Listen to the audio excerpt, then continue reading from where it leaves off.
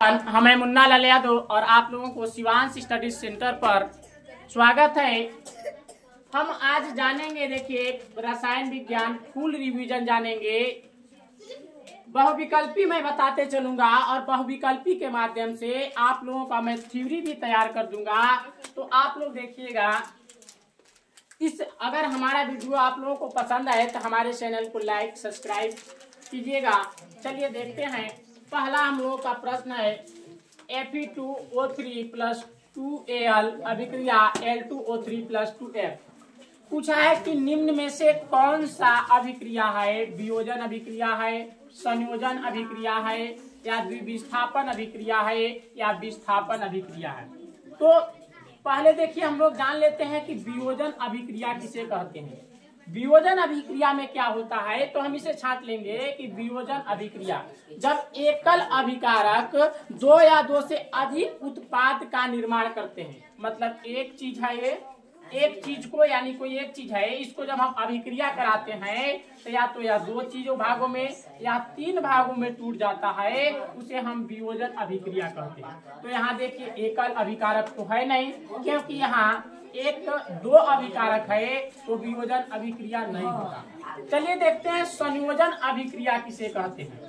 संयोजन अभिक्रिया, तो संयोजन अभिक्रिया उसे कहते हैं जब क्या कहते हैं, दो या दो से अधिक अभिकारक मिल करके एक ठो बनाता, एक ठो ऐसे एक बना देगा, एक ठो, उसे हम संयोजन अभिक्रिया कहते हैं। तो यहाँ देखिए, यानी दो ठो मिला, एक दो मिला है, लेकिन यहाँ जो अभिकारक बना है या दो ही अभिकारक बना है, यानी उत्पाद है जो है, या उत्पाद है, या जो उत्पाद बना है वह दूसरे, यानी कि एक दो ठो बना है, अतः दो ठो मिलकर एकल उत्पाद का निर्माण नहीं किए हैं, अतः यह क्या कहते हैं, संयोजन अभिक्रिया भी नहीं होगा।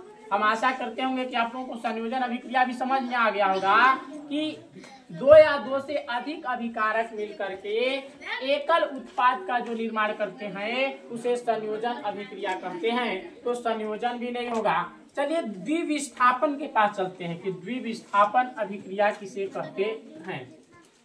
मेरे प्यारे बच्चों, द्विविस्थापन अभिक्रिया जो होता है, द्विविस्थापन अभिक्रिया जिसमें आयनों का आदान प्रदान होता है, दोनों आयनों का आदान प्रदान, इसका आयन उसके पास, इसका आयन उसके पास हो जाता है, उसे द्विविस्थापन अभिक्रिया कहते हैं। यहाँ दो चीज है, इसमें देखिए, इसमें AlFe और इसमें आयन, यहाँ कोई आयन उपस्थित नहीं है, यहाँ पे भी नहीं उपस्थित है। तो जब इसमें आयनों का आदान प्रदान भी नहीं हुआ है, जिससे आयन हो गया, एक यहाँ हो गया, एक यहाँ हो गया, और क्या कहते हैं, इस तरह से अभिक्रिया हुआ है, इसका मान लेते हैं प्लस आयन हुआ, तो इसका आयन क्या कहते हैं, इसके पास आ जाए, ए इसके पास आ जाए और ए इसके पास चले जाए, तो यह भी नहीं हुआ है, अर्थात इसमें आयनों का भी आदान प्रदान नहीं हुआ है, अतः वे द्विविस्थापन भी अभिक्रिया नहीं होगा। अब देखिए, विस्थापन अभिक्रिया किसे कहते हैं। हम द्विविस्थापन, यानी द्विविस्थापन भी नहीं है, इसको द्विविस्थापन को काट देते हैं।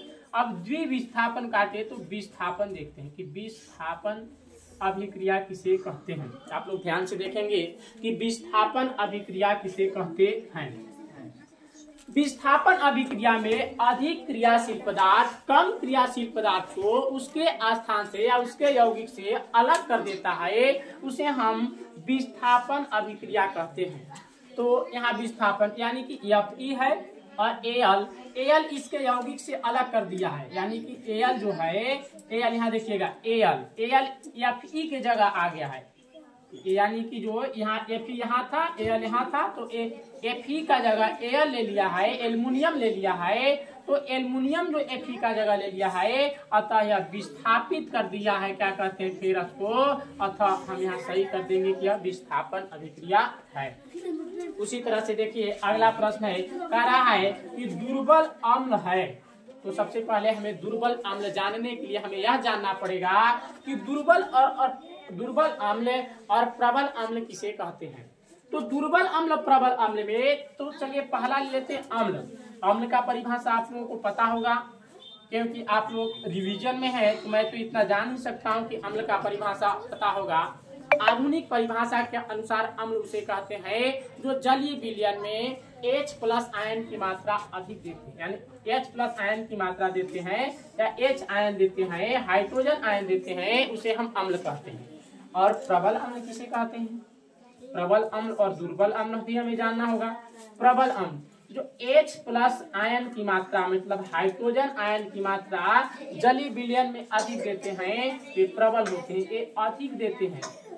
H प्लस आयन की मात्रा अधिक देते हैं, ये प्रबल अम्ल है। तो आप लोगों को पता होगा, यहाँ देखिए ये प्रबल अम्ल है, इसको छांट दीजिए। H2SO4 प्रबल अम्ल है। HNO3 ये भी क्या कहते हैं? प्रबल अम्ल है। तो ए नहीं होगा विकल्प में, ए भी नहीं होगा विकल्प में। HCl हम बताए होंगे कि HCl भी हमारा हाइड्रोक्लोरिक अम्ल प्रबल अम्ल है। तो HCN जो है हमारा वह क्या कहते हैं? दुर्बल अम्ल है। अतः हमारा विकल्प नंबर दूसरा सही हो जाएगा। तो देखिए दुर्बल अम्ल भी हमें बता देते हैं। दुर्बल अम्ल, दुर्बल अम्ल किसे कहते हैं? दुर्बल अम्ल जो जलीय विलयन में H प्लस आयन की मात्रा कम देते हैं या पूर्ण रूप से नहीं घुलते हैं, उसे हम दुर्बल अम्ल कहते हैं। दुर्बल अम्ल हम आशा करेंगे कि आप लोग बता देंगे। जलीय विलयन में H प्लस आयन मतलब हाइड्रोजन आयन की मात्रा कम देते हैं, उसे दुर्बल अम्ल कहा जाता है। अगला चलिए आते हैं, तो उतार देते हैं। अगला है हम लोगों का अगला प्रश्न है क्षारकीय विलयन का पीएच मान। जो क्षारकीय विलयन मतलब क्षार का पीएच मान कितना होता है? तो मेरे प्यारे बच्चों हम आप लोगों को बताएं कि 0 से 7 से कम, 7 से कम यह यानी कि अम्ल होता है। यह अम्ल का पीएच मान अगर पूछे 0 से 7 तक, 7 से कम के अगर बीच में दे दिया है तो वह अम्ल का पीएच मान होता है। अगर 7 दे दिया है तो यह क्या कहते हैं? उदासीन होता है। उदासीन, उदासीन मतलब लवण का अगर पूछता है आप लोगों को कि लवण का पीएच मान कितना होता है, क्योंकि आप लोगों को पता होगा कि लवण जो होता है वह उदासीन होता है, इसका पीएच मान 7 होता है। अब प्रश्न आएगा अगर यह आ जाए कि लवण किसे कहते हैं? लवण, लवण जो अम्ल एवं क्षार के अभिक्रिया से बनते हैं। अम्ल और क्या कहते हैं? क्षार मिलकर जिस यौगिक का निर्माण करते हैं उस यौगिक को हम लवण कहते हैं।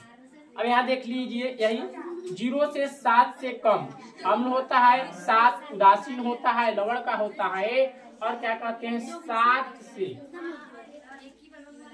7 से अधिक मतलब 14 तक जो होता है वह क्या कहते हैं? क्षार होता है।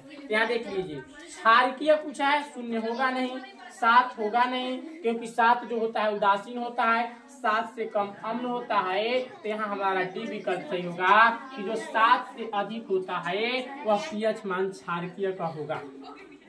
निम्नलिखित में से कौन सा अम्लीय लवण है? मैं अभी बताया कि अम्लीय किसे कहते हैं, अम्ल किसे कहते हैं? जो जलीय विलयन में H प्लस आयन की मात्रा देते हैं उसे क्या कहते हैं? अम्ल कहते हैं। आप लोगों को पता है, लेकिन हमारा यहाँ पूछा है अम्लीय किसे कहते हैं, अम्लीय लवण किसे कहते हैं। तो अम्लीय लवण अगर पूछ दिया कि अम्लीय लवण किसे कहते हैं, अम्लीय लवण की परिभाषा दीजिए। तो अम्लीय लवण जो लिटमस के प्रति यानी नीले लिटमस पेपर को लाल कर देता है, मतलब प्रबल अम्ल हम यह कह सकते हैं। बताते इसको, जो प्रबल अम्ल, प्रबल अम्ल और दुर्बल क्षार अभिक्रिया करते हैं तो प्रबल यानी कि अम्लीय लवण का निर्माण होता है। प्रबल अम्ल और दुर्बल क्या कहते हैं? क्षार अभिक्रिया करके अम्लीय लवण का निर्माण करते हैं। तो हम यह बता दिए कि आप लोग को पता है यानी चला होगा, समझ में आ रहा होगा कि अम्लीय लवण किसे कहेंगे। अम्लीय लवण मतलब जिसमें H प्लस आयन की मात्राएं पाए जाएगा उसे अम्लीय लवण कहते हैं। इसको छाट दीजिए। इसमें देखिए H है, नहीं है, ये कट हो जाएगा। इसमें देखिए इसमें H है तो यह संभव तो हो सकता है। देखिए इधर को जाते इसमें H है, नहीं है, इसमें H है, नहीं है, यहाँ H है, तो विकल्प नंबर हम लोगों का क्या हो जाएगा? बी सही हो जाएगा। अम्लीय लवण आप लोग जान गए होंगे।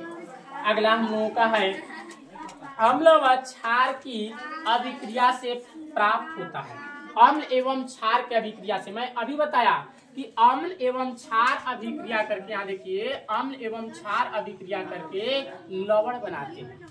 तो अम्ल और क्षार अभिक्रिया करके लवण व जल बनाएंगे, क्लोरीन गैस बनाएंगे नहीं, ऑक्सीजन देंगे नहीं, हाइड्रोजन देंगे नहीं। तो अम्ल और क्षार अभिक्रिया करके लवण व जल बनाते हैं। और यह भी देखिए, यह ध्यान दीजिएगा कि अम्ल और क्षार के अभिक्रिया को उदासीनीकरण अभिक्रिया कहते हैं। क्यों कहते हैं?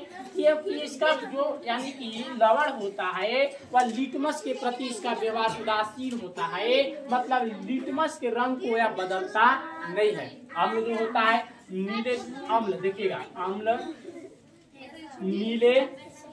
नीले लिटमस पेपर को लाल कर देता है। लिख लीजिएगा, अम्ल नीले लिटमस पेपर को लाल कर देता है। और जो क्षारक होता है, क्षार होता है, वह लाल लिटमस पेपर को नीला कर देता है। लेकिन मेरे प्यारे बच्चों, जो लवण होता है वह लिटमस पेपर को नहीं बदलता है, लिटमस पेपर पर उसका कोई प्रभाव नहीं लवण का पड़ता है। अतः उदासीनीकरण अभिक्रिया अगर आप लोगों को पूछता है, उदासीनीकरण अभिक्रिया किसे कहते हैं, तो अम्ल एवं क्षार की अभिक्रिया से प्राप्त अभिक्रिया को हम उदासीनीकरण अभिक्रिया कहते हैं। इसी तरह से मैं पूरे सीरीज को लेकर आप लोगों के पास आऊंगा।